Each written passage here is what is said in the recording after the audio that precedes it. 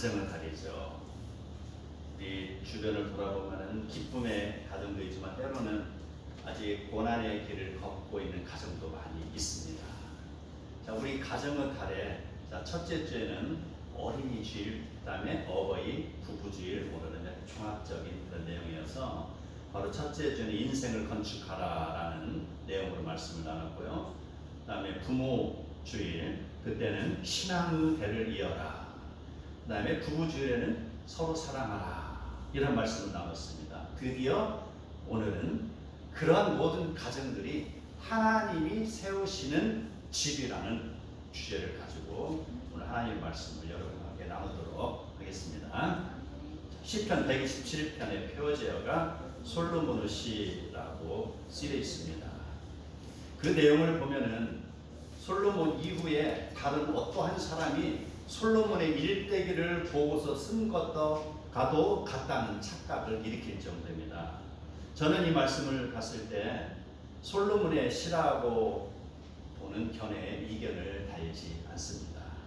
솔로몬이 쓴 이 시가 미래의 자신에 적용되는 아이러니가 발생하고 있는 것이죠.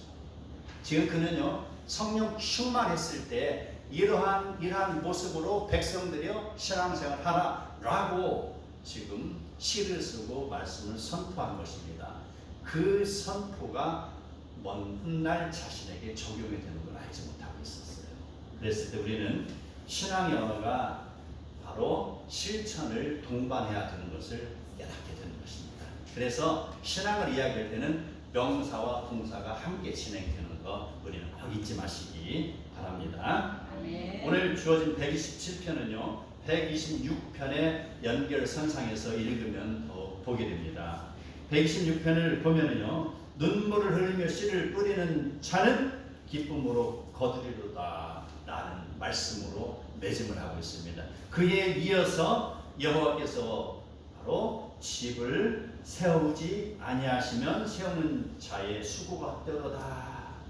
그리고 여호와께서 성을 지키지 아니하시면 파수꾼에 깨어있음이 헛되도다 라는 말씀을 하고 있습니다. 자, 눈물을 흘리는 자는 바로 여호와께서 세우신다 라는 명제하고 연결이 되는 것이죠. 그래서 126편하고 127편은 연결이 되는 것이죠. 이 내용을 1절의 내용 바로 지킴의 원리가 주어지고 있습니다. 자, 여기서 여호와께서 집을 세우지 아니하신 집이라고 했습니다. 은유법을 사용하고 있죠. 그래서 이 집이라고 하는 것은 눈에 보이는 물질적인 건물을 이야기하기도 하고요. 그 다음에 가문을 이어갈 자녀, 가정, 그리고 더 깊게 보면은요 하나님이 인도하시는 가정으로 규결이 되는 것이죠. 여호와께서 집을 세우지 아니하시면 세우는 자의 수고가 헛되다라고 말씀하셨습니다. 그 집. 자, 우리는 이 말씀 가운데서 과거의 가장 큰 건물 바벨탑을 연상을 해봅니다. 창세기 11장 4절을 보면은요 성읍과 탑을 건설하여 그 탑 꼭대기에 하늘을 닿게 하여 우리 이름을 내고 온 지면에 흩어짐을 면하게 하자라는 내용이 나옵니다. 자기의 이름을 위하여라고 했습니다. 여호와께서 그들의 언어를 흩으시고 수고를 헛되게 하였으니 그 이유인즉슨 자기의 이름을 위하여 짓는 건축물이요 바로 그들은 하나님을 지금 대적을 하고 있었습니다. 아무리 커다란 궁전이나 건물을 짓는다 할지라도 그 건물이 바로 자기를 위한 것이나 하나님을 거역하는 것이 된다면요 하나님이 함께하지 않습니다. 하나님이 함께하지 아니하는 건물은 아무리 견고하게 지어지는 건물이라 할지라도 그것은요 창수가 터지고 비가 오면은요 오래가지 못하고 모래 위에 세운 집처럼 무너질 것입니다. 그리고 먼 훗날 고고학자들이 발견합니다. 집터에 주춧들이 몇 개 있었네 라고 하면서 그때 그 집이 이렇게 해서 허물어졌구나 라는 것을 후대 사람들이 알게 되는 것이죠. 여호와께서 집을 세우지 아니하시면 세우는 자의 수고가 헛된 뿌이다라는 것을 알게 하는 것이죠. 그러나 반대의 경우에 솔로몬이 하나님의 집을 지으려고 했습니다. 그래서 오늘 이 시를 쓰는 것이죠. 하나님의 집, 바로 성전, 이걸 지으려 할 때 바로 하나님께서 그걸 기쁨으로 받아들이셨습니다. 그리고 하나님께서 돕는 그 공사는, 성전을 짓는 일은 순조롭게 진행이 됐습니다. 하나님께서는 그러한 선한 목적을 두고 일하는 이스라엘 그 왕과 백성에게 돕는 손길을 보내셨으니 레바논의 백향목이 그것이요 바로 시돈에서 온 장인이 그들이며 많은 외부의 이방인들의 노동력이 바로 이 일을 돕는 걸로 적용이 되는 것이죠. 하나님이 도우신다는 것이죠. 다윗과 솔로몬은 바로 이 사실을 잘 알고 있었기 때문에 그들은 바로 절대적으로 하나님을 신뢰하고 하나님의 명령에 순종하면서 성전을 건축하였습니다. 그리고 백성에게 오늘의 말씀을 선포하는 것이죠. 바로 하나님의 명령을 따르라라는 것이죠. 그리고 이어서 이야기합니다. 여호와께서 성을 지키지 아니하시면 파수꾼에 깨어 있음이 헛되도다. 지금 솔로몬은 여기까지 진도가 나가고 있는 것이죠. BC 586년, 우리 잘 알고 있죠. 우리 구약 성경에서 아주 중요한 해이죠. 유다 백성이 이방신을 섬겼을 때에 그들은 바벨론 포로가 되어서 끌려갔죠. 그리고 바벨론 제국의 말구 말에 그들을 신음하고 있었습니다. 바벨론은 어떤 나라요? 바로 하나님께서 정신을 차리지 못하는 이스라엘을 훈련시키기 위해서 하나님이 붙들은 부지깽이라는 것이 바벨론은 잠시 쓰임받는 나라죠. 그런데 이스라엘 백성을 정신 차리게 해야 될 일만 해야 되는데 그 바벨론은 어떻습니까? 주인의 손에 들림받은 부지깽이 같은 바벨론은 어떻습니까? 스스로 주인이 됐잖아요. 스스로 주인이 돼서 스스로 호령하는 역할을 했을 때 스스로 높아져서 그 이스라엘 백성을 혼만 내면 되는데 이제 핍박하고 고해를 짜내고 온갖 못된 짓을 다 하고 있었습니다. 그랬을 때 그들은 하나님으로부터 버림을 받는 나라가 됐습니다. 바벨론은요 어느 누구도 근접할 수 없는 난공불락의 성이었습니다. 아주 견고하고 그 안에 강이 흐르고 그래서 어느 누구도 그 성을 감히 쳐다볼 수도 없고 그 성을 함락하려고 덤빌 수도 없는 그 견고한 성이었다는 것이죠. 그러한 바벨론이 하루 저녁에 바로 고레스의 군대에 의해서 멸망당한 사실은 성경에서 기록되어 있습니다. 아무리 그들이 강하다 할지라도라는 것이죠. 여호와께서 성을 지키지 아니하시면 모든 일이 허사라는 것입니다. 자, 그러나 우리는 반대의 경우가 또 있는 것을 알아봅니다. 하나님께서 돌보시는 백성은 그렇지 않다는 것이 성경에 나와 있습니다. 애굽을 떠나 가나안을 향하여서 백성이 진군을 할 때 어떻습니까? 하나님께서는 홍해를 열어주셨잖아요.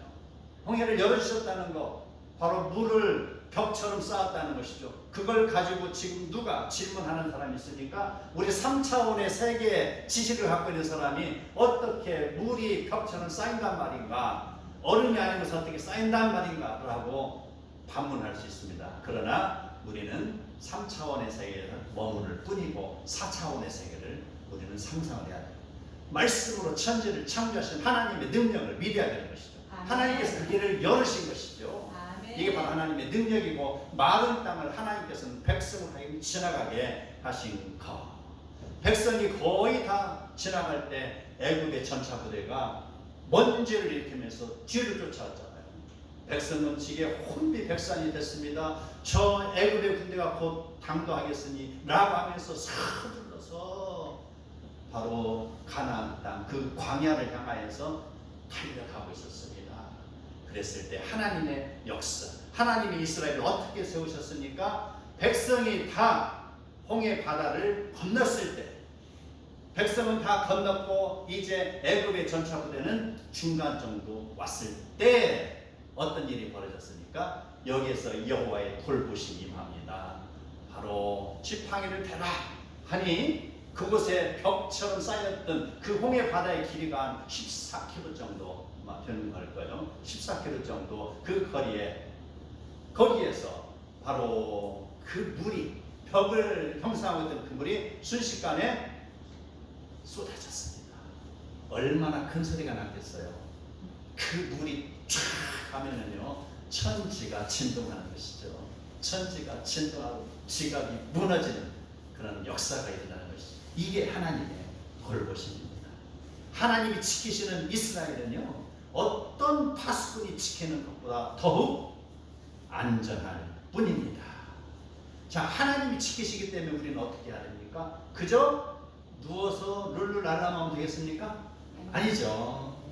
바로 하나님을 의지하기 때문에 자기 의무를 소홀히 하라는 내용은 결코 아닌 것입니다. 하나님이 도우시기 때문에 그저 그들은 홍해를 건들지 아니하고 그냥 그 바닥에서 룰루랄라하고 있으면 어때요? 바로 바닷물 속에 잠김당하는 것 뿐이잖아요. 그래서 우리는 의무사항이 있습니다. 바로 우리 해야 될 것이 있다는 것입니다. 부모가 자녀에게 재산을 물려줄 때 어떻게 합니까? 자, 자녀들이 있으면은 게으르고 낮잠만 자고 어디 가서 나쁜 일만 하는 자녀가 있으면 그 자녀에게 재산을 물려주겠습니까? 안 물리겠습니까? 안 물려. 생각을 하겠죠.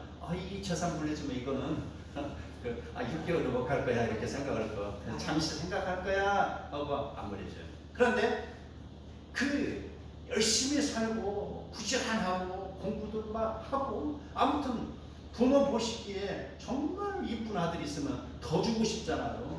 있는 것도 주고 또 주고 싶은 거예요. 내 안에 있는 거 도시락도 주고 싶고, 이게 부모의 심정이잖아요. 바로 그걸 지금 이야기하고 있는 것이죠. 성도가 집을 건축하는 일이나 집 운반하는 일, 그 다음에 파수꾼의 임무를 성실히 감당하는 일도 마찬가지라는 것이죠. 성실함이죠. 부지런함이죠. 순종함이라는 것이죠. 그렇게 했을 때 하나님이 그를 도우신다는 것입니다. 바로 파수꾼의 경성함이 바로 아무리 파수꾼에 깨있지만 하나님을 경외하지 않으면 하나님이 그 성을 지키지 않지만 파수꾼이 깨어있고 하나님의 도우심을 붙들을 때 하나님이 그를 견고하게 돌보신다라는 내용입니다. 자, 1절에 눈에 보이는 건물을 지금 이야기했습니다. 그 내용 2절에서는 이제 가정으로 변환이 됩니다. 2절 보면 너희가 일찍 일어나고 늦게 누우며 수고의 떡을 먹음이 헛되도다. 그러므로 여호와께서 그의 사랑하시는 자에게는 잠을 주시는도다 라고 했습니다. 일찍 일어나고 늦게 눕는다는 것은요, 더 많은 소득을 얻기 위해서 아침부터 늦게까지 일한다는 내용입니다. 중요한 것이 있습니다. 무엇을 위하여라는 것이죠. 무엇을? 자, 우리는 열심히 일을 하지만 그 가치가 각 다른 동물 세 개를 봅니다. 자, 거미는 어떻습니까? 그가 열심인 것은 어때요? 아주 열심히죠. 거미줄을 치잖아요. 거미줄. 왜 그래요? 다른 곤충을 잡아먹기 위함이잖아요. 포식자예요. 거미는. 개미는 어떻습니까? 정말 열심히 일합니다. 땅굴 파기. 선시 김일성보다 더 잘 파는 거예요. 땅굴 아주 잘 팝니다. 그리고 자기 몸집보다 2배, 3배 드는 그런 곤충들도 낑낑 혼자 안 되면 어때요? 동료들도 불러와서 낑낑 끌고 가잖아요. 엄청나게 부지런해요. 지금도 세상을 돌아보면 이렇게 살아가는 사람 무지무지하게 많습니다. 주일도 생각 못하고요. 지금도 꽃갱이를 들고 트랙터를 몰고 다니며 일을 하는 사람이 얼마나 많냐요.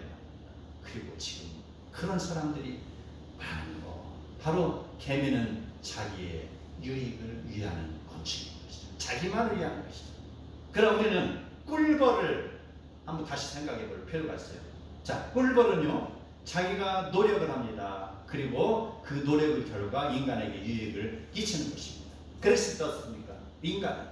자, 거미를 보고 이렇게 위합니까? 개미를 보고 위합니까? 아니잖아요. 꿀벌을 이렇게 위하잖아요. 꿀벌. 꿀벌 언니, 꿀벌 언니 그러잖아요. 꿀벌이 더울 때는 어때요? 온도가 막 30도 이상 올라가면 어떻습니까? 이 꿀벌 다 죽겠구나 해가지고 거기다가 물도 한 번씩 뿌려주잖아요. 그 꿀벌, 그 벌은 열에 약해요. 그래서 물도 한 번씩 쫙 찌그러져가지고 우리 꿀벌 해가지고 보살피잖아요. 이게 하나님이 사랑하는 자녀를 돌봄과 같은 그런 개념이에요.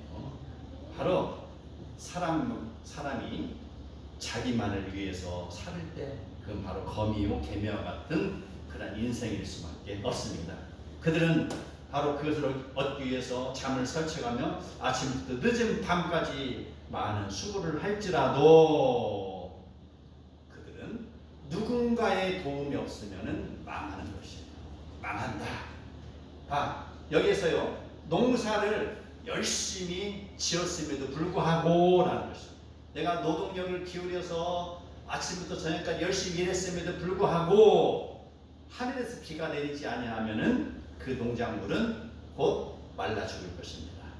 농사를 아주 잘 지었어요. 비도 내리고 아주 잘 지었습니다. 햇빛도 아주 잘 쓰이고 죽여줬어요.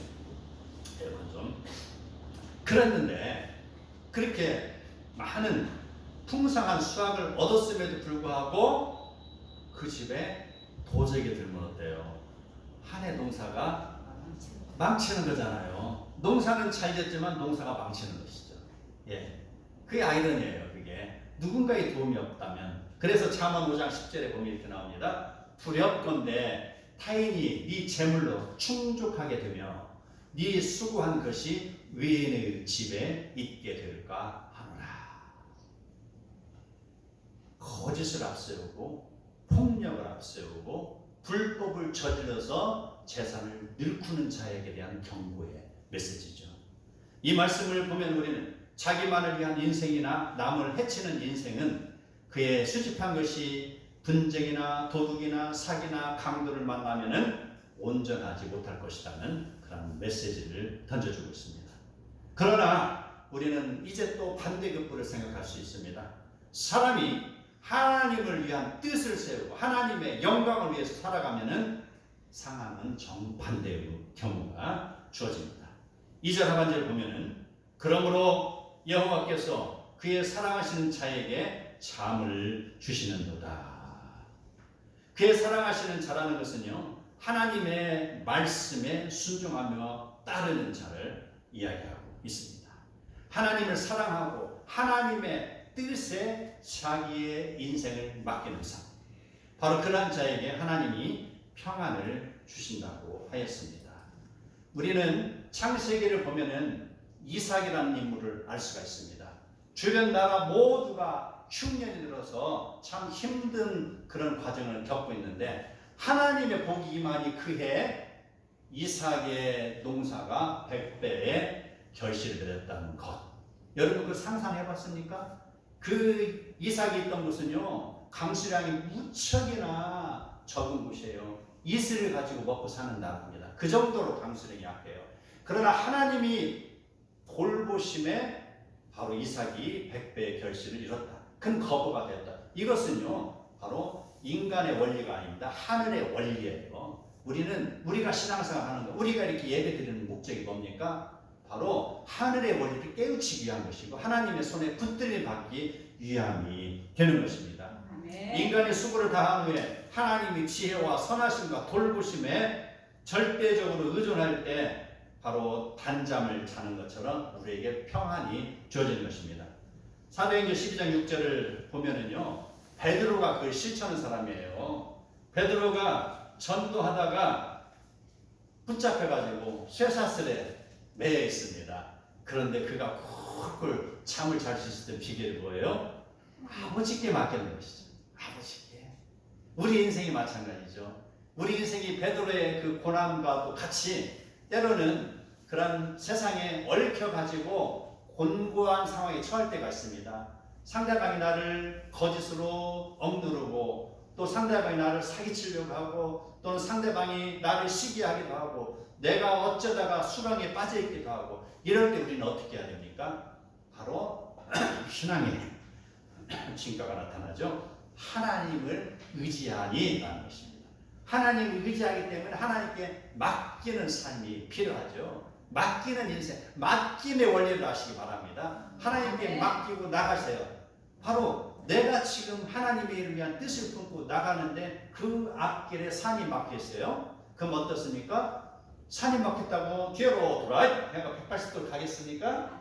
갈 길을 찾아서 다시 가야겠죠. 하나님이 행해 주실 거 믿고 그냥 전진하는 거예요. 그래서 바로 하나님이 열어주실 거 기도하는 것이죠. 신앙은 어때요? 직진이에요. 우리가 믿음으로 나가고 그걸 행하고 나갈 때 바로 하나님이 그 길을 열어주시는 것이요. 그래서 신앙은 앞뒤 좌우 살피고 그래서 완벽하다 수판을 두드려보고 나가는 게 신앙이 아니에요. 신앙은요, 나에게 성령의 감동이 주어졌을 때 바로 직진하는 게 신앙이라는 것이에요. 그러면 직진하면 하나님이 도울 자를 붙여주시는 것 믿으시기 바랍니다. 아멘. 우리가 잠을 자는 동안에도 바로 낮에 심어놓은 작물을 하나님이 돌보십니다. 잘 자랄 것입니다. 열매를 맺을 것입니다. 그래서 성경을 보면은요, 바울은 심었고 아볼로는 물을 주었고 자라게 하시는 분은 하나님이시다 라고 했습니다. 우리가 우리 인생길에서 최선을 다한 후에 하나님께 맡기시기 바랍니다. 아멘. 이제 3절에서 5절은 가족으로 확장이 되어가고 있습니다. 하나님을 경외하는 자식을 둔 자는 복되다 라는 내용입니다. 3절 보라 자식들은 여호와의 기업이요 태의 열매는 그의 상급이로다. 자녀는요 어쩌다 생긴 존재가 아닙니다. 하나님이 나에게 맡겨주신 소중한 존재이기 때문에 우리는 감사함으로 또 믿음으로 자녀를 잘 키워야 되는 것입니다. 하나님으로부터 받은 선물이에요. 선물을 줄 때 뭘 주죠? 우리가 아는 친구에게 선물을 줄 때 좋은 걸 주잖아요. 평소에는 내가 잘 비싸서 사 먹지 않는 그런 과일이라도 선물할 때는 그 과일을 과감하게 투자를 해갖고 사서 보냈잖아요. 이게 선물이잖아요. 자녀는요 하나님이 우리에게 준 선물이에요.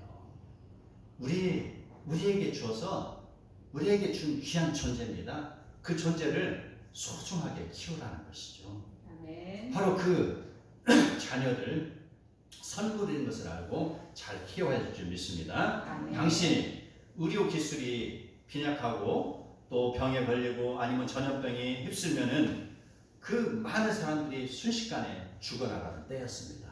그리고 전쟁이 일어나면은요 바로 어떻습니까? 삽시간에 난리가 나잖아요. 전쟁에 나갔을 때에 싸울 수 있는 군인들이 많아야 돼요. 이게 바로 자식은 바로 복이라는 것이 여기에 있어요. 바로 자녀들, 장정들이 만약에 가서 싸우잖아요. 그래서 싸울 수 있는 거.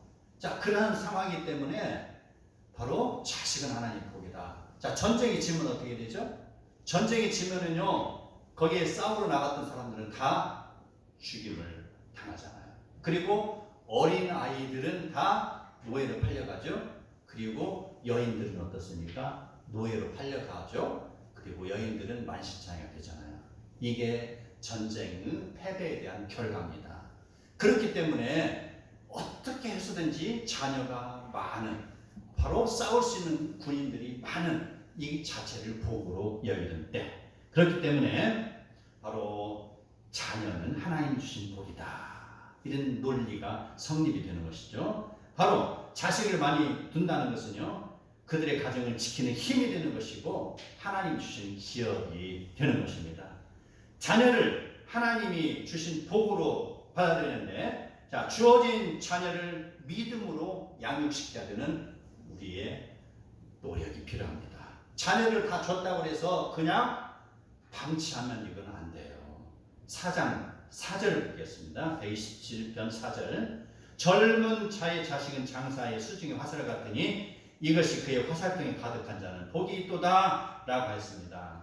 자, 젊어서 난 자, 젊어서 난 자가 언급된 것은요 바로 젊었을 때 낳았으면요 그가 나이 들음과 마찬가지로 그의 자식이 크잖아요. 그가 나이를 들어서 자녀의 도움이 필요할 때 그 자녀가 성장해 있다는 것이죠. 그런데 늙어서 난 자녀는 어떻습니까? 늙어서 난 자녀는요 그가 늙어서 도움을 필요로 하는 때에 아직 그는 청소년, 어린아이예요. 그래서 허리 휘어진 엄마 아빠들을 돌보느라고 애를 써야 되는 것이죠. 자녀의 도움을 받지 못하는 것이죠. 그래서 젊은 자의 자식이라고 했습니다. 그래서 우리는 귀향에 날 거면 젊어서 많이 낳으시기 바랍니다. 여러분 자녀들도 서둘러서 결혼 보내시기 바랍니다. 하나님께 기도하세요. 그리고 자녀들 열심히 신앙생활하고 신앙생활하는 그런 배우자를 만나길 축복합니다. 그리고 우리는 바로 이 자식이 지금 많다는 건 복이라고 했죠. 자, 자식이 많다는 건 복이다라는 건 아까 전쟁의 상황을 비추어서 논리적으로 이야기했습니다. 그런데 자, 그 많은 자식들이 그 전통에 화살통에 가득한 화살이 이제 힘이 있죠. 화살이 여기에 화살이 가득 찼습니다. 그래서 그 사람은 이제 활을 가지고 힘있게 나갈 수 있죠. 그런데 이 화살이 다 불량품이면 어떻게 되겠어요? 요즘 그래 한동안 우리나라에 태무가 돌아서 엄청나게 걱정을 많이 했잖아요. 중국의 태무가. 그런데 금세 우리나라를 뒤엎을 것 같았어요. 그런데 처음에 호기심으로 샀는데 물건을 잘 안 산대요. 사서 보니까 맨 불량품이라는 것이죠. 불량품해가지고 그들 지금 쪽박 차고 이제 철수하게 생겼어요. 불량품 생산하면 안 돼요. 아무리 많은 화살이 있다는들 이 화살이 불량품이면 쓰겠냐 이 말입니다. 하나가 있어도 제대로 있는 게 낫잖아요. 이게.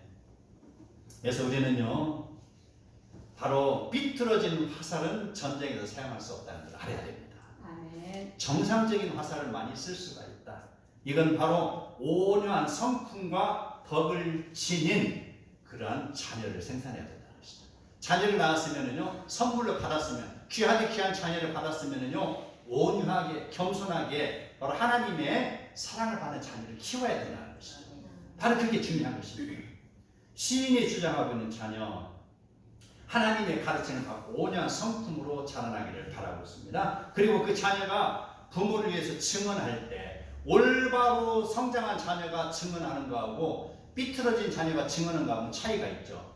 삐뚤어진 자녀가 증언해봤자 사람들이 듣겠어요? 안 듣겠어요? 안 듣죠. 그러나 올바로 성장한 자녀가 한마디 하면은요, 사람들은 그 성남에 앉아있던 장로들은 그 아들의 말에 귀를 기울입니다. 그리고 올바른 판단을 하는 것입니다. 이것이 바로 그 부모의 기쁨이 되는 것이고요. 이러한 자녀를 둔 가정, 이러한 자녀가 옆에 자녀가 많이 있으면요, 그 백성들은 행복합니다. 예. 그러므로 우리는요, 하나님을 외면하거나 하나님을 의지하지 않는 그런 삐뚤어짐, 그런 화살과도 같은 그런 자녀를 양육하면 안 되겠습니다. 하나님의 돌보심에서 벗어나는 자녀가 되면은 아니 되겠습니다. 바로 여호와께서 그 가정을 지켜주시지 아니하는 허사가 되는 걸 알아야 될 것입니다. 많은 자녀를 낳고 어떤 자식은 권력가가 되고 어떤 자식은 재력가가 되고 어떤 자식은 과학기술을 가지고 있으며 화살통에 화살로 가득 채워져 있다 할지라도 그것이 온전하지 못한 화살이라면 전쟁에서 아무런 쓸모가 없는 것처럼 하나님 나라에서 쓰임을 받지 못할 것뿐이라는 것이죠. 그러므로 우리는 가정을 지키는 것, 바로 우리의 노력도 필요하지만요, 이제 시편 127편의 본문으로 들어갑니다. 하나님이 지켜주시는 가정이 되어야 되는 것입니다. 하나님, 우리의 노력과 하나님의 인도하심의 결부가 되어야 올바른 가정이 되는 것입니다. 우리는 인간의 숫자나 권력이나 재력이나 어떤 힘을 의지하지 말고 여호와 하나님을 의지하며 자녀를 양육해야 될 것입니다. 그래서 그 화살이 반듯하게 세워질 때 그들은 하나님으로부터 쓰임받는 자녀로 복된 가정이 될 줄 믿습니다. 자녀는 하나님 주신 선물입니다. 선물은 가장 귀한 것을 우리가 주거나 받는 것처럼 하나님께서 자녀를 우리 가정에 주었을 때는 가장 소중한 존재로 키우라고 주신 것입니다. 우리는 이제 자녀를 바로 비닐하우스나 어떤 집안의 화분처럼 키워서는 안 될 것입니다. 뿌리가 약하여 태풍이 불어오면은요, 그러한 모습으로 키워진 자녀들은 금세 쓰러져 죽을 것입니다.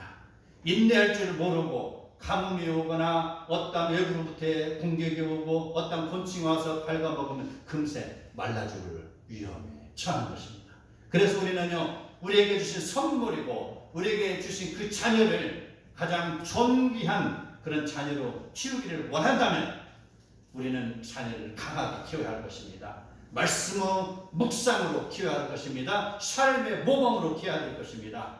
동산에 있는 커다란 소나무, 누가 올라가서 물 한 바가지도 주지 않지만 그 나무는 하늘에서 내리는 물을 마시면서 낙낙창송으로 성장을 한 것을 바라보시기 바랍니다. 아멘. 인생이 나의 힘이 아니라 하나님의 힘을 의지하며 살아갈 수 있다는 것을 알고 자랄 때 하나님의 나라를 위해서 쓰임받는 제목이 될 것입니다.